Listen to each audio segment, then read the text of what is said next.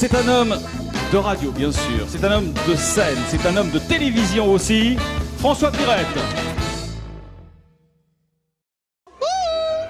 T'as la tête de l'autre, là. Tu ressembles à l'autre de la TV, là. Connu, tu sais, on connaît, hein. Je m'appelle François, déjà. Hé, t'es François Pirette!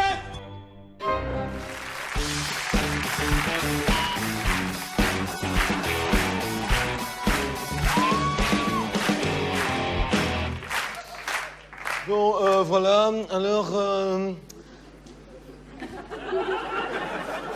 suite à la petite mésaventure qu'a connue l'une de nos baptisées de nationalité française il y a quelques jours, franchement, quelle tempête dans un verre d'eau. Donc, suite au coma aquatique de cette jeune étudiante française. Enfin, franchement, quand on ne sait pas boire, on ne vient pas faire ses études en Belgique, hein. Enfin, moi, je dis ça. D'ailleurs, la presse a raconté n'importe quoi, parce que la presse a raconté qu'on l'avait obligée à boire le plus longtemps possible sans respirer, ce qui est faux, hein. Non. En fait, c'était pas boire qu'elle devait faire le plus longtemps possible sans respirer. Comme gage, elle avait eu sucer le plus longtemps possible sans respirer. Ouais. C'était ça qu'elle devait faire, c'était sucer. Et alors, elle pouvait choisir, c'était soit un d'entre nous, soit le mannequin pisse. Et ouais.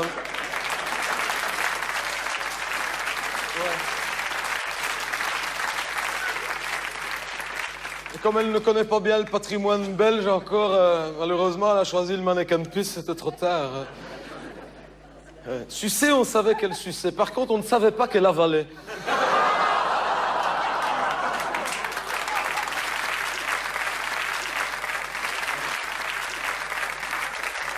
La ville de Bruxelles vient de nous envoyer la facture d'eau au prix de l'eau de ville.